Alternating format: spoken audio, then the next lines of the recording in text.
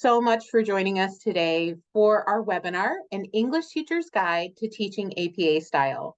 We're looking forward to bringing you some useful tips, handouts, and resources that you can bring to your English classes. As Devin mentioned, all handouts and resources that we mention, you will find links to those in an email that you're going to get as a follow-up. So you don't have to keep track of everything right now. You're going to get an email with great follow-up information. In addition, if you have any questions, if questions are coming up as we go through and we start talking about APA style, you can see at the bottom of your screen, there is a Q&A section, and we should have about 10, 15 minutes to do Q&A at the end. So go ahead and put any questions you have in that Q&A. And of course, the chat is super active with really interesting people from all over the world, which is so great to see, so exciting. So go ahead, keep writing your comments, give a shout out from wherever you're coming in from in that chat. And any questions that you'd like us to address can go right in the Q&A.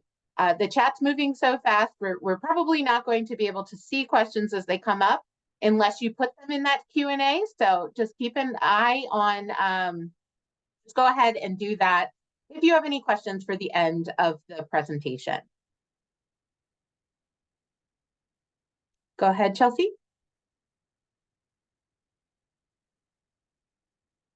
Great. So my name is Samantha Denemy. I'm the Development Manager for APA Style, and I'm here with my colleague, APA Style Instructional Lead, Chelsea Lee, and APA Style Manager, Tim McAdoo. So we're super excited to have the opportunity to speak with all of you today.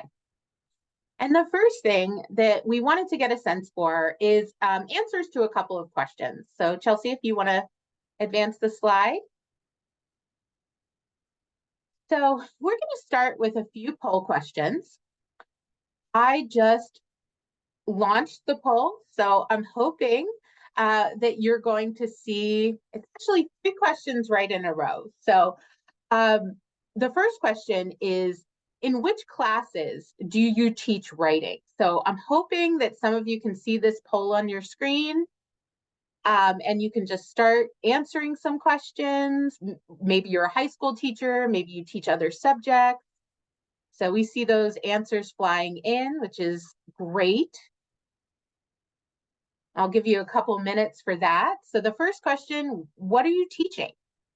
Then we have, you introduce APA style in your class. I'm sure there are some of you who are teaching APA style all the time, and others that maybe don't quite, haven't really talked about APA style yet, and that's completely fine as well. And then the final question is, what is your experience with APA style? So some people are probably APA experts, and some are learning for the first time. And again, all of these answers are fantastic. We are here today to help provide you with more resources and information. So we're so excited to be working with all of you from all different levels, all different places, and teaching different types of classes.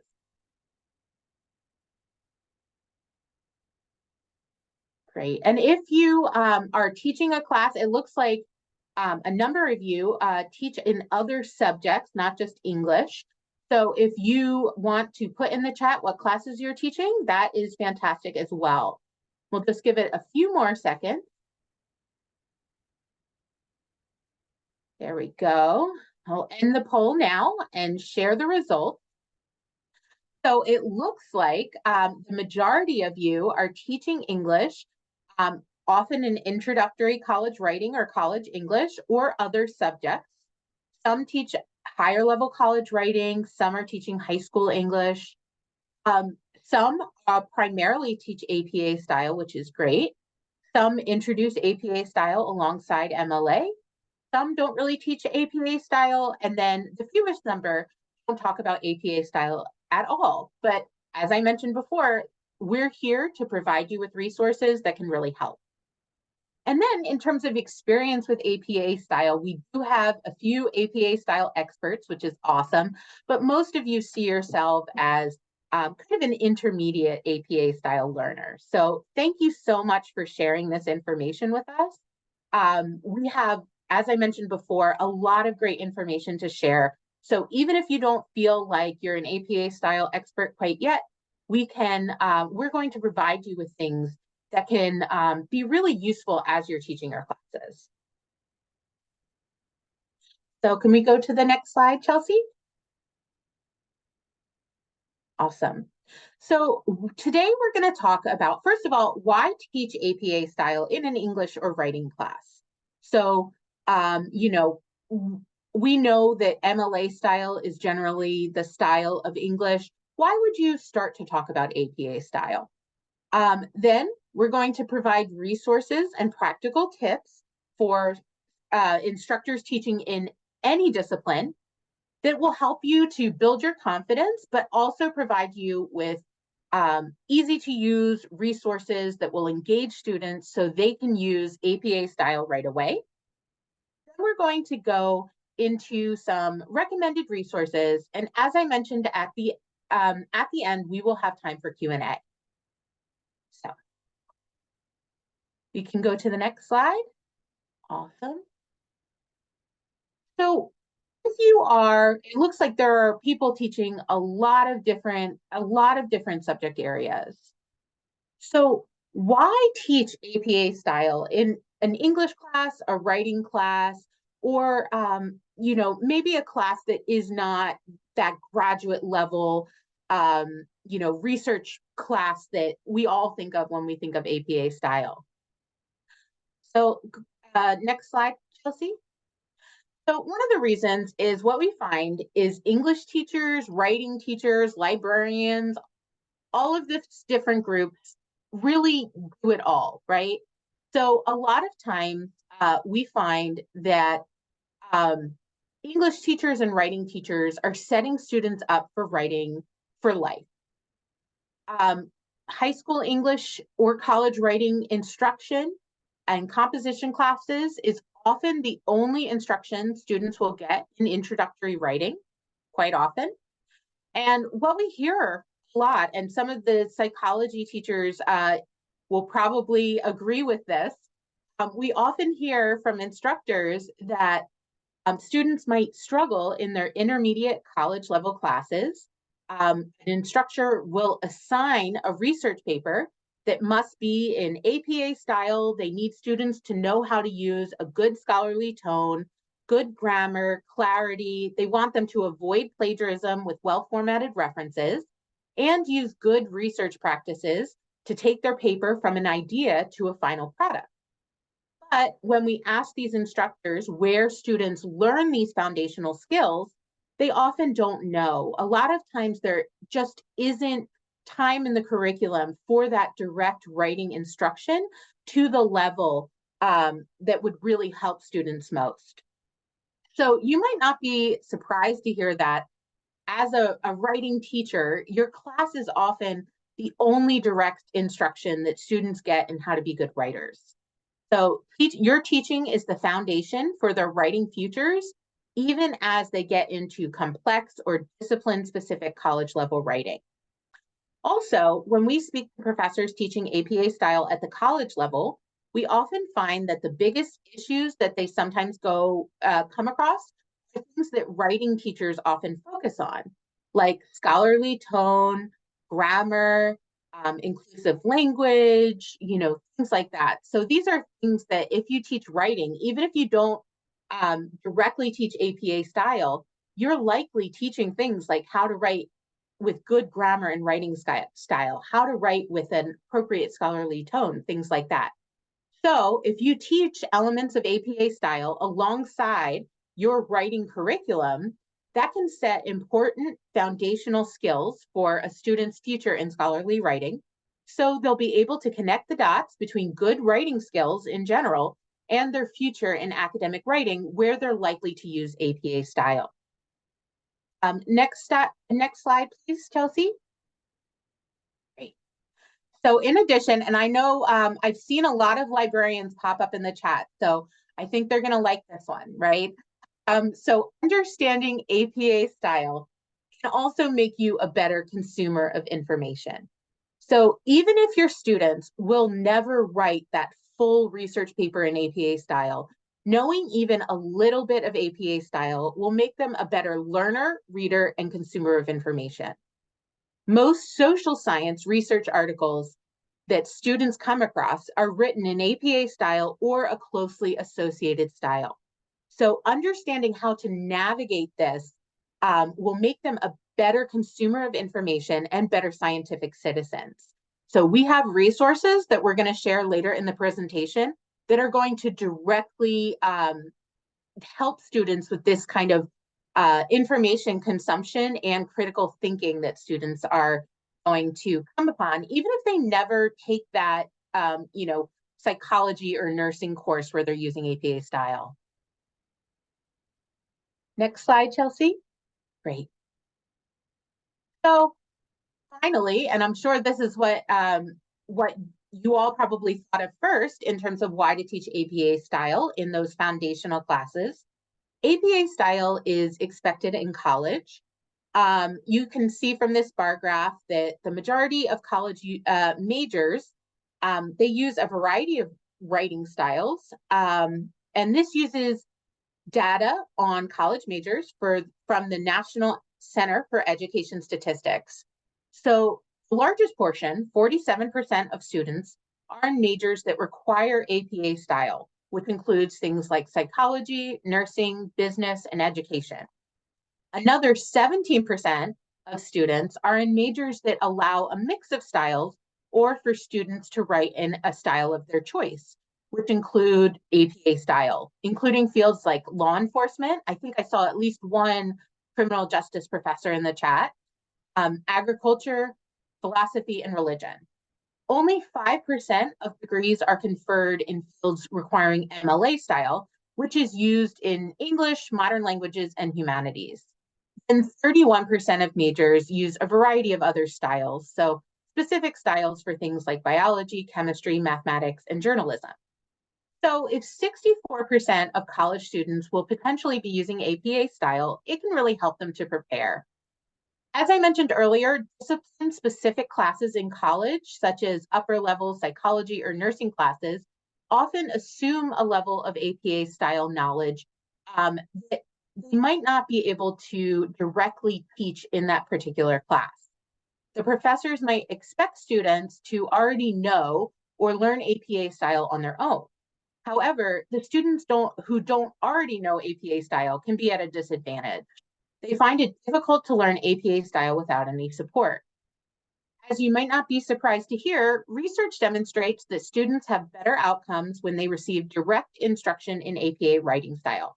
And that's exactly why we're here today. So I'll transition to Chelsea, who will talk about APA style in relation to other writing styles.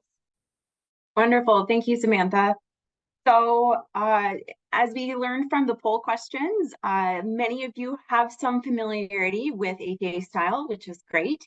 And but maybe for those who don't, or if you're interacting with people at your school who don't have any knowledge of APA style yet, I want to contextualize it, how it exists alongside other writing styles, including MLA style, which I'm sure everyone is probably familiar with from having used in like middle and high school English classes. So the main point I want to make is that writing styles share a lot in common with one another. Most writing styles address things like paper format and how to do your citations and references, and then provide information about like how the text is supposed to look, what words you might want to use, what kind of usage cases you're going to want to follow, how to do mechanical details like punctuation and italics and capitalization, presenting of numerical and statistical information, and then doing visual displays like tables and figures. And so APA style has all of that, and MLA style has most of that as well. So your familiarity with other writing styles is going to help you when you're learning APA style. The key here is that APA style is designed for writing about people. And I'll show you more specifically how that's the case. So as we mentioned, most social science and behavioral science research is published in APA style, and that's the science of people, right? Psychology, the science of people. And so if you're writing about people in the real world, then APA style is a great choice. For example, we've heard that APA style is a great fit for teachers in high schools who are teaching the AP capstone course, which requires students to do research and write a research paper. And so one example of why APA style is such a good fit for writing about the science of people is the format of our citations versus like the format of the citations that you might have used in MLA style. So MLA citations include the author name, sometimes a page number, and they would often include the analysis of quotations. So like you're responding specifically to like a line of a Shakespearean play, and you're saying, this is the line, and this is my analysis of the words. On the other hand, APA style citations include the author and then the year of publication. And in APA style, we also recommend that you paraphrase, put things in your own words, and summarize rather than rely always on direct quotations.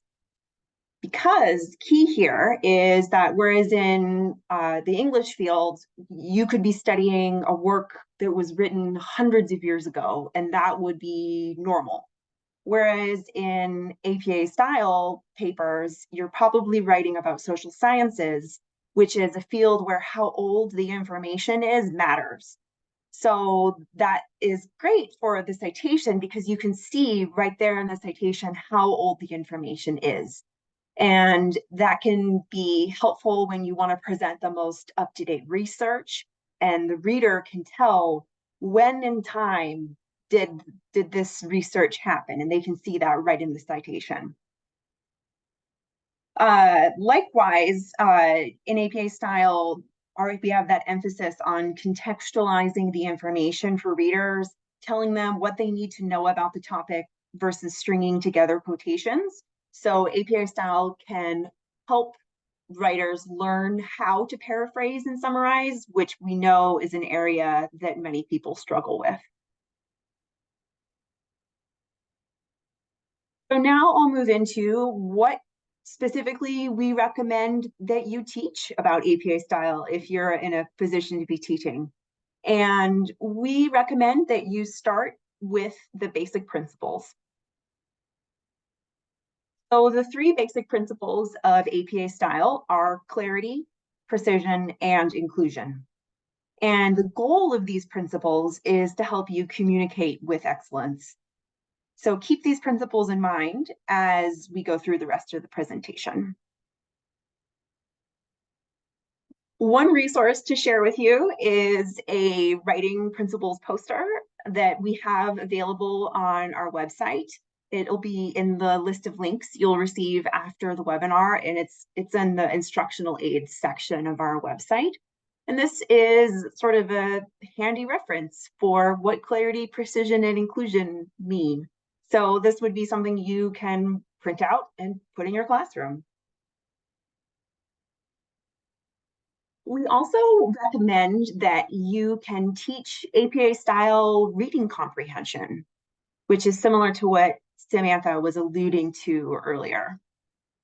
So this is another handout that is new on the APA style website.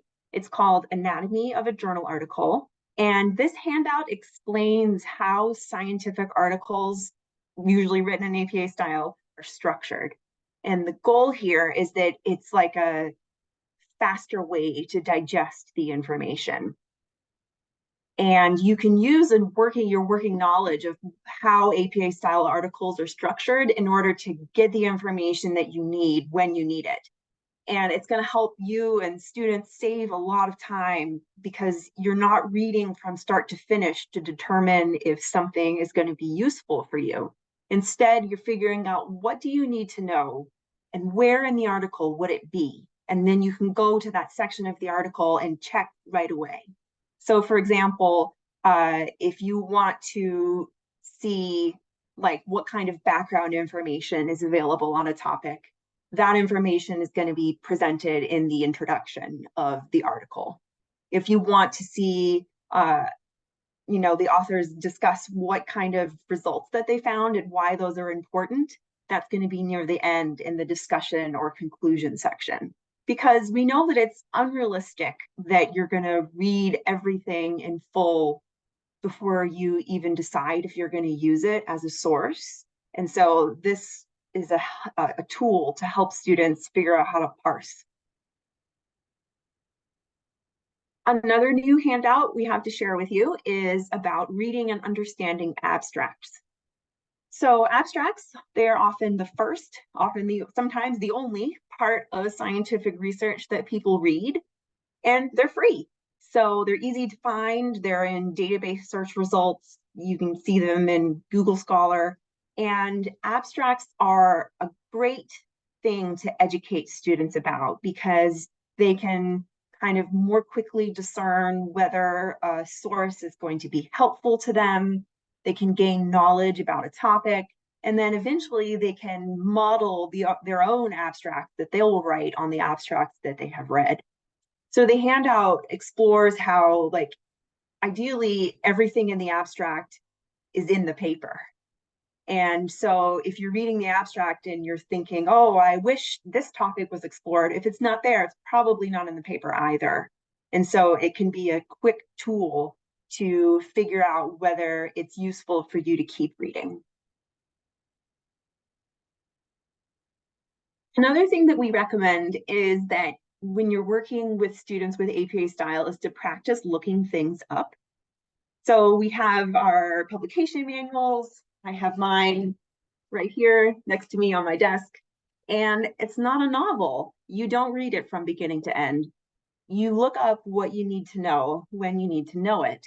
And so this activity that's available on the website goes through different aspects of writing a paper that students would need to know, and it has them look up what is the answer. And then the handout is interactive, like you can type into PDF form fields. And then it also asks to give the section number of where you found the answer, which is really useful because our manuals are organized by the steps of the writing process.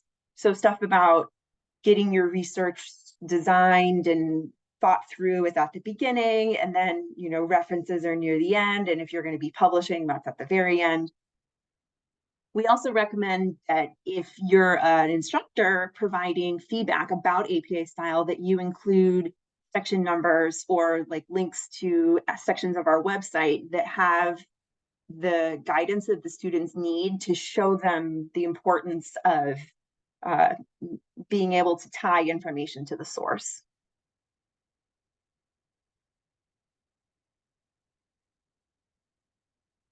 And now I'm going to transition to Tim.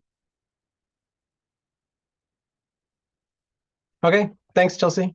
So I'm going to focus on 3 key areas for teaching APA Style and provide practical tips and ready-made resources that are free on our website, and so that you won't have to be creating new materials if you want to get started teaching APA Style. So there are many areas of APA Style that we could talk about here, but for getting started with teaching, we recommend focusing on 3 key areas that we call style starters, and those are paper format, references, and inclusive language. And you can find a summary of those 3 key topics on the these 3 style starters on the APA Style tip sheet, which is on our website on the handouts and guides section.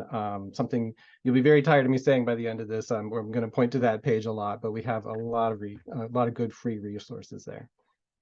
So first, for paper format, students should know that pages of an APA Style paper always follow the same order. So you have the title page, and then you have your text, which has the title repeated at the top of the first page, and then you have a reference list. So on that page of our website, we have a few versions of a student paper checklist that students can use when they're writing their papers.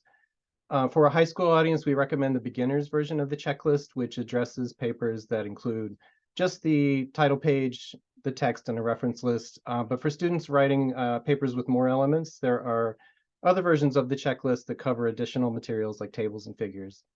And we also have a page on our website that shows the order of all possible elements in an APA style paper that's in the paper format section. And again, all these links will be provided later. So I won't paste them in right this second in the chat. But so also for paper format, when it comes to things like fonts and margins and line spacing and page numbers, many of the default settings in Microsoft Word, Google Docs, or Academic Writer are acceptable for, or correct already for APA style as a default. So that makes things easy for students. For the font, we recommend that you use any common and legible accessible font. That would be fonts like 11-point Calibri, 12-point Times New Roman. Those are fonts that are recommended in the publication manual because they're legible and widely available, and because the font sets include special characters like math symbols and Greek letters.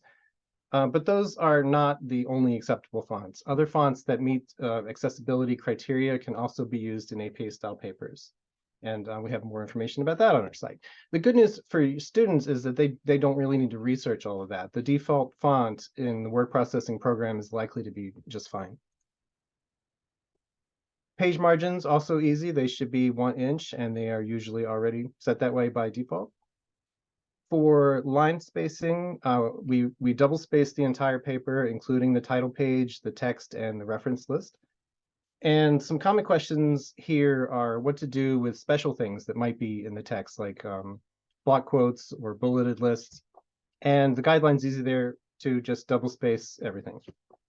And that does include the reference list. And remember to also add a hanging indent to the references themselves. And I cover that on the next slide. So the last thing here is about page numbers, and easy there too. You can use the automatic page numbering function of a word processor to insert page numbers at the top right corner of every page, including the title page.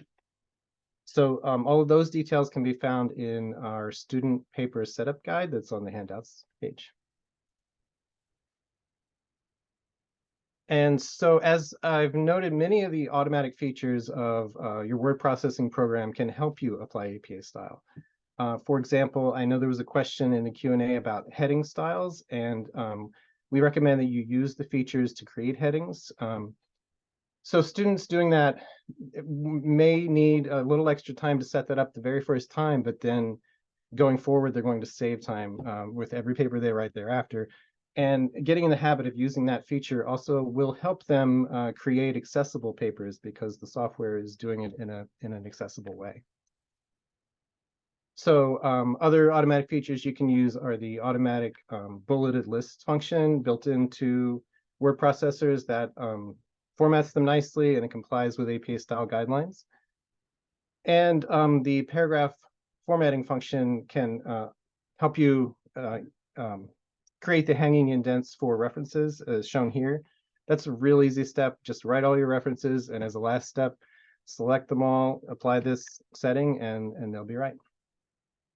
And finally, for if you're creating figures and tables and other things like that, you can use the built-in table tools and the smart art or chart tools, and that'll get you started. And then you may just need to add a title or a note if the note is applicable.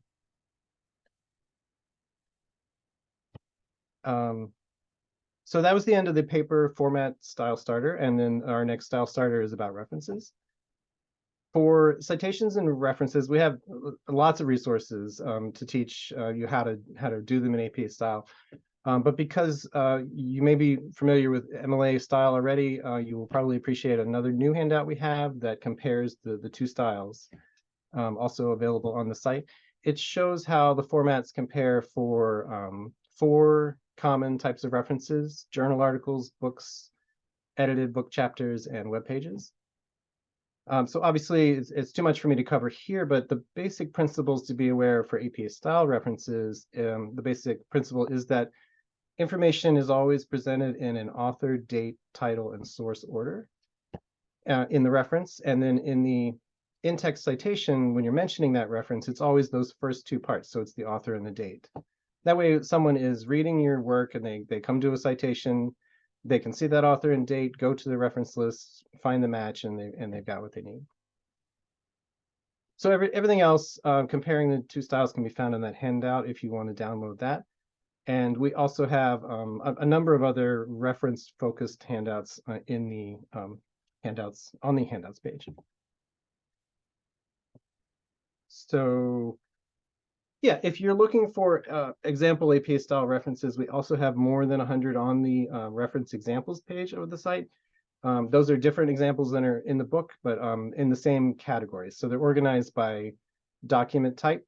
So you'll see articles or books or reports or films or social media, web pages, and so on. And we put the most commonly requested types of documents there, but we're always looking for good and new examples. And if there's something that is commonly cited that you don't see there, either a category of the types of document, or it's like a specific book that everybody cites and they don't do it right, and you would like to see it there, just let us know. Let's see. Yeah, so also on this slide, you can see, sorry, Chelsea, thank you. Yeah, we have an example of what an APA style reference and in-text citation looks like for a journal article in this case. Again, it shows the author, the date, the title, and the source in the reference, and then the in-text citations show the author and the date. So one more tip we have when it comes to references is just to simply to cite what's actually there, which we mean, although you can, when you're trying to cite, let's say, a web page, you can look at examples on the website or in the book, and usually just match the pattern, or look at the templates and match the pattern. But if the source that you're citing doesn't have some of the information, it can be difficult to know what to do. And our advice is to cite what is there. So you think about what information someone else who's coming to that page to look at what you cited, what are they going to see? So for example, if you're citing a book or a journal article, the authors are usually in obvious places. They're on the cover, or they're on the first page. But for cases where information is missing, you can just leave it out of the reference if it's really not there. So for example, if an online journal article doesn't have an issue number, sometimes it does, and it's hard to find. So you might take one step back and look at the table of contents and see if you can find an issue number. But if it's still not there without doing a lot of research, you can just safely assume that this is a journal that doesn't use issue numbers and leave it out of your reference. There is one case where you do put a special indicator in the reference instead of just leaving it out, and that's when there's no date. We use N period D period instead of a year, and that's because otherwise there'd be no date in the reference, and the in-text citations would then have a blank, and it wouldn't quite work. So we use N period D period as for no date. And so if there's no date, this really happens a lot with web pages. So if there's no date on a web page, you don't have to go digging through the code to find out when did somebody upload this document. And we also don't recommend using the copyright date in the footer because that's usually just sort of an automatic thing. It gets applied across the website, and it doesn't necessarily reflect the date that the content that you're actually citing on one particular page of the website. So if that's the case, we would recommend using N period D period instead for no date. So our style tip really here is to remember that the purpose of the reference is to identify the work for a reader in a predictable way so they can find the work for themselves, but it's not about fitting into a rigid format and doing a lot of extra research to find information if it's just really not there. Okay, and so our last style starter is inclusive language, and I can't delve into these details today either in great detail, but we do have a lot of resources that do. So first, before talking about that, I want to note that while every writing style provides guidance on paper format and references and citations and word choices, APA Style is really unique in the amount of information and guidance that it provides regarding inclusive language use. So we use the science conducted by researchers, a lot of that published by APA in our journals, to form the foundation of the bias-free language guidelines and the inclusive language guidelines. So you know that the advice comes from experience and is backed by science. And so both of those guidelines are available free on the website, and the bias-free language guidelines are also in the publication manual. So we have another new handout to provide, and here, this handout describes a little bit about both of those guidelines. So the principles from the bias-free language guidelines are to describe people at the appropriate level of specificity and to focus on relevant characteristics, to be sensitive to labels and to call people what they call themselves, avoiding derogatory language. And then on the right side of that handout, principles for an inclusive mindset when writing include not making assumptions. Everyone has a unique perspective. The idea that impact matters more than intention. So it's important to listen to others. And last, to not expect perfection. So as you're getting used to keeping these ideas in mind, you're just doing your best to be inclusive.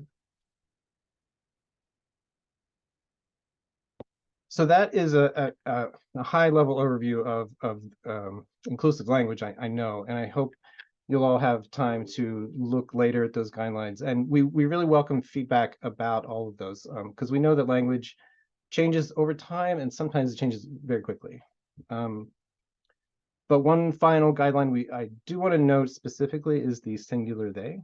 And APA unequivocally supports the use of singular they in writing. So the singular they, as you know, has been used for a long time in literature, and it's widely used in everyday speech.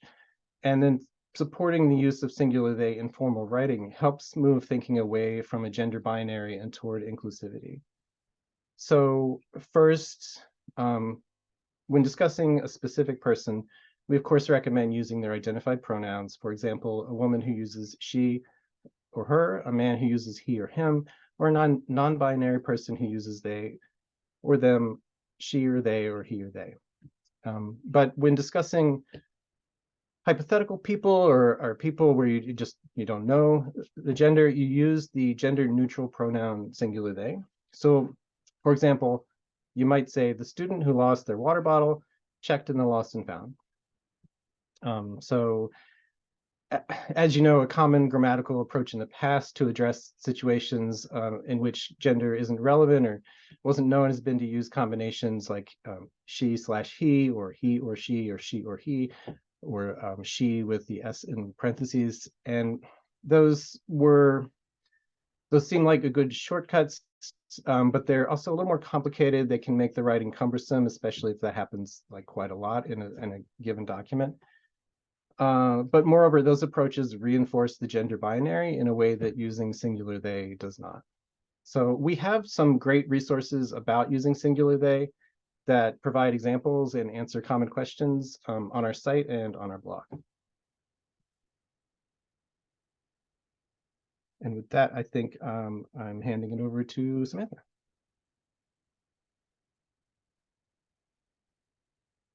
Great. So thanks so much, Tim.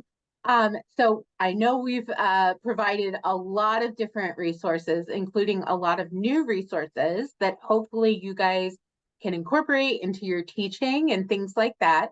But I also wanted to mention, of course, our authoritative sources for APA Style, which are, of course, the Publication Manual, 7th edition, the Concise Guide, 7th edition, and the APA Style website.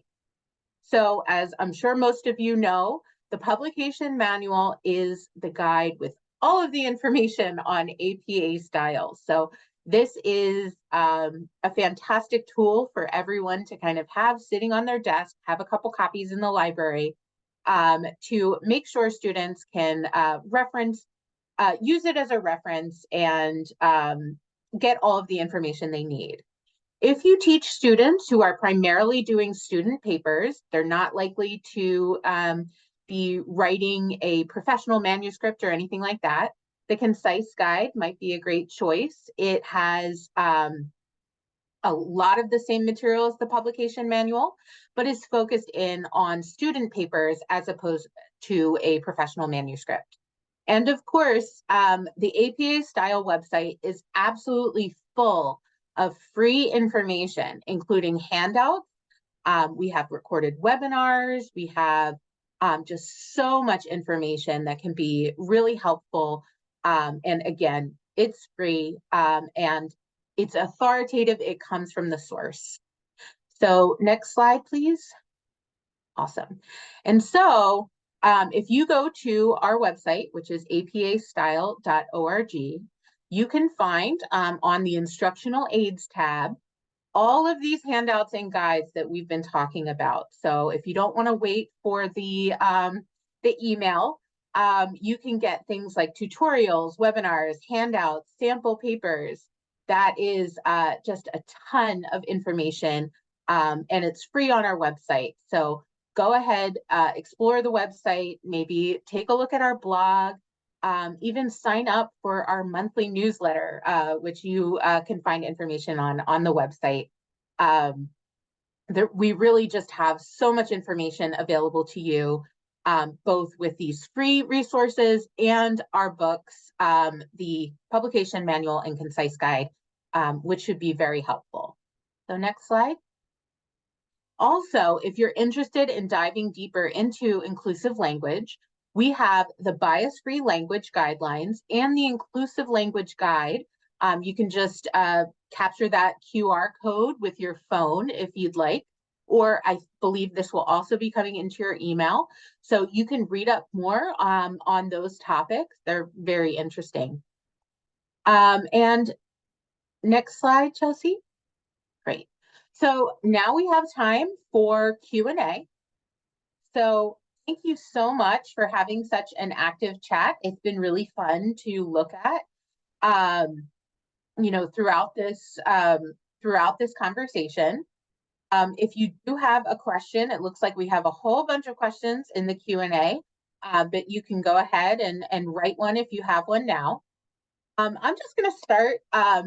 It looks like the first question is, what is the significance of holding this webinar? Which I think is an interesting question, but one of the reasons that we wanted to reach out to writing teachers, whether they are teaching English or librarians or teaching in a writing center, or they're doing like an introductory writing class in a specific discipline, we always want to support people who are using APA style or people who could benefit from using APA style. So a lot of times we work with, you know, students who might be in upper level undergraduate or graduate courses, and we provide a lot of support to them. And we really have been hearing that there's a need for more support for the more introductory students who are in those English classes and things like that. So we wanted to make sure we are sharing all of these great handouts and resources that can help students of all levels. So that was kind of what we were thinking with being sure to hold this webinar. So hopefully it's been useful to you all so far. So another question that we can answer, it looks like Tim was addressing it a little bit in the chat, but it seems like there was some conversation about capitalization. So if you can see in the chat, Tim posted a link to the blog article on sentence case. And Chelsea or Tim, would you like to just really quickly mention the difference between sentence and title case and why we might use sentence case for titles in certain circumstances? Sure, I'd be happy to. So the two styles of capitalization, title case has most of the words capitalized, and sentence case has only like the first word capitalized and like the first word of a subtitle capitalized. Sentence case is used in references for the title of the work. And it's been that way since APA style first started in 1929. And it's one of those things that when it was originally devised, that sentence case was thought to be more readable. And it's stuck around for almost 100 years now. And that's definitely an area that we are always receiving feedback about. Because, like, on the one hand, you have this long history of doing it a certain way. And on the other hand, it's when you're new to it, you're like, well, why is it that way? And so we're trying to figure out how to strike that balance. But that is like how it's implemented. Do you have something to add, Tim? Nope, that's it. It started with just books and journals back then, of course, for the most part, and it is almost like accessibility, though they didn't use that term at the time, but it's easy to locate the title of the work in the reference because a lot of the rest of the reference is in title case, if that title is formatted differently. Yeah. Great, thank you guys so much. Albert asked, what is the difference between the 6th and 7th edition? When are we having the 8th edition? And then he mentioned, I think we should just teach the latest edition to avoid confusion on the part of students. Am I right? So I think yes, definitely. If you have a student, teach them the 7th edition. The 6th edition, we do have some transition guides as well as some information on our website about the differences between the 6th and 7th edition. I'll try and find it to put in the chat. And when are we having the 8th edition? Well, fortunately for anybody who bought the 7th edition, we tend to publish a new edition between 7 and 10 years. And we want to make sure that we have a lot of reason to publish the new edition. We're not just going to publish one every 2 years because we're on a certain schedule. We are always collecting feedback on APA style. We categorize it, and we want to produce the 8th edition when there is a good reason, enough changes and things where the 8th edition is really necessary. So if you have that 7th edition, which I hope you all do, hold on to it because the 8th edition is not coming out anytime soon. It does not exist yet. No, we have to write it. So Chelsea and Tim, anything else to add there? No, just that it doesn't exist yet. So yes, our aim in publishing a new edition is to make sure that we're addressing new things that really need to be addressed. Yeah, so that to that point, if there is something that you're like, wow, that's not in there, but it should be, you should write to us and let us know, because feedback from our users is very important, and we listen and we'll help incorporate it. Yes. And any sort of questions like that or feedback can go to styleexpert@apa.org. So that's a great place to email any sort of feedback or thoughts you might have. I'm sure things like AI and things like that are going to make their way into future editions.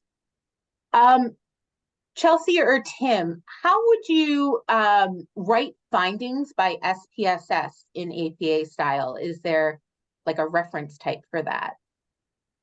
There's a reference for, well, SPSS is a statistics software that you would use to analyze your data if you're running an experiment. So if you're using SPSS and you're writing up what you did, you would say in the paper that you used SPSS and what version you used. But it's a common software, so you don't need to write a reference for it. And then the data themselves depends on what you're presenting as to how it should look. If you just have a handful of numbers to present, you can incorporate them into a sentence.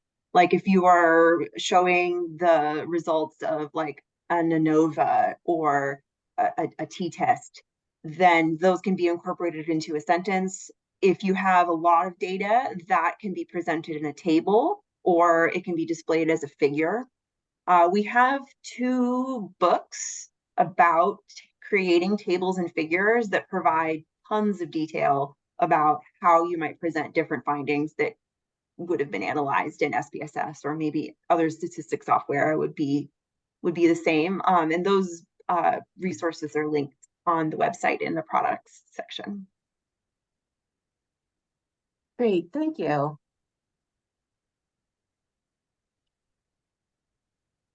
If a title of a book cover is in all block capital letters, how do you recommend to include it in the reference list?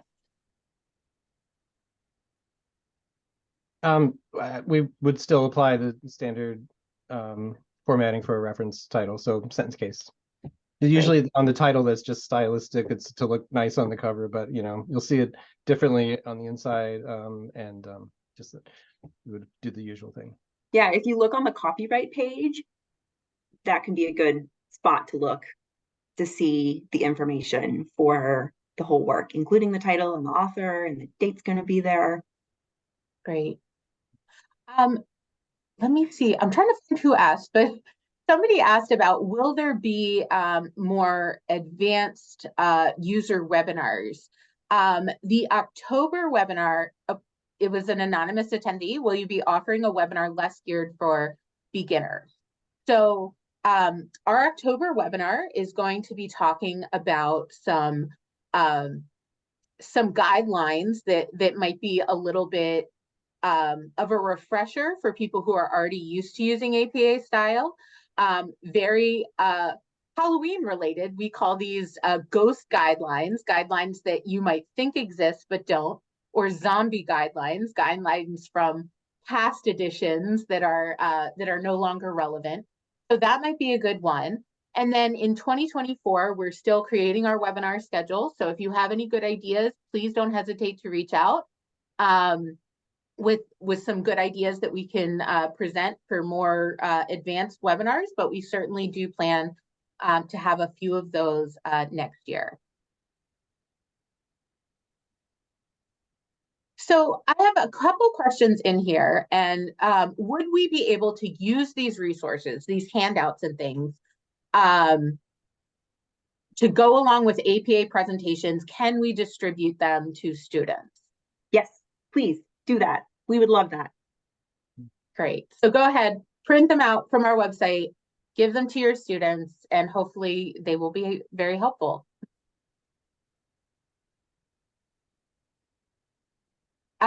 Julie asked, what citation generator is the most accurate for APA citation?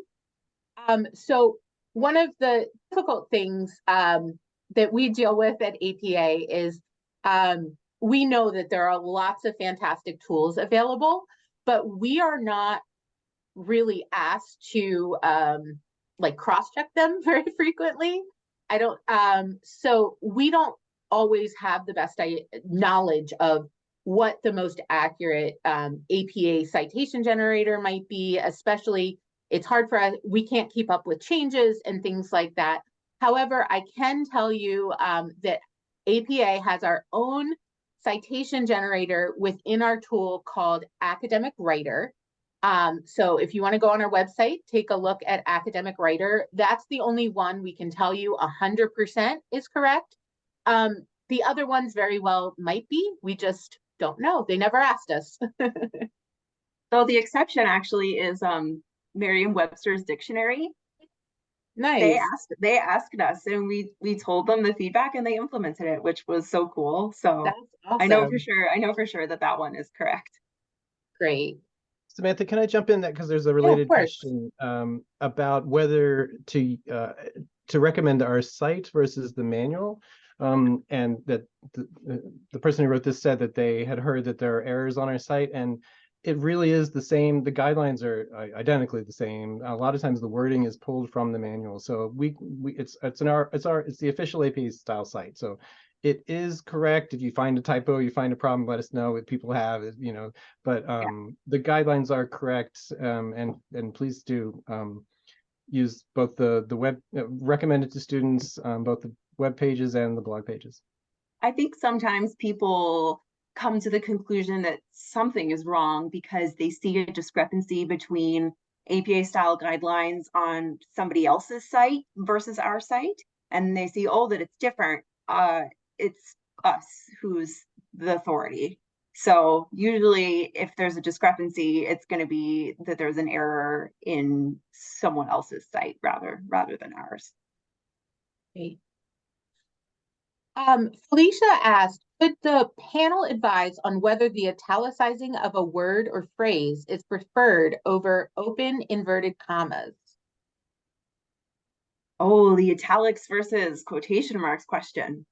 So hard, isn't it? It's very challenging to know. So what we recommend is that if you're providing a definition of a word, that you can use italics to bring emphasis to that word.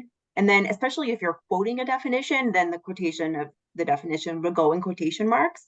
However, for the most part, when people are wanting to refer to words as words, they go in quotation marks. And I find that tends to be most people's tendency. So like if I was talking about, if I said the word book, I would put book in the quotation marks to say that I'm referring to the word book as itself. Great, thanks, Chelsea. Here's an interesting one from Gordon. What verb form agrees with the singular they? Would you say they sit or they sits? It's plural, so they sit. Great. Sometimes if it's getting awkward, there's lots of ways to write a sentence. So sometimes if you just try to do the sentence another way, then that can solve any awkwardness issues as well. Great. We also had a couple of questions coming in regarding AI. A few of them were asking about, does APA address AI? Can I use API and how, or I'm sorry, can I use AI and how would I cite it in APA style? And we can, in the chat, we do have a blog post on this topic. So that's a great thing to look at. In terms of, you know, whether it's ethical to use AI and things like that, we prefer to kind of turn that over to you guys as instructors and teachers, as well as journal editors and things like that. We don't want to be saying, you know, you have to do this or you can't do that in terms of what's legal and ethical for specific people. Tim, do you have anything additional to add on that? That's exactly what I would have said. Yeah. So as far as if a student uses it, we do have the citation reference example on the blog, but a lot of those questions obviously you all know there's a conversation ongoing about how and whether to use it. So we're listening, paying attention to that.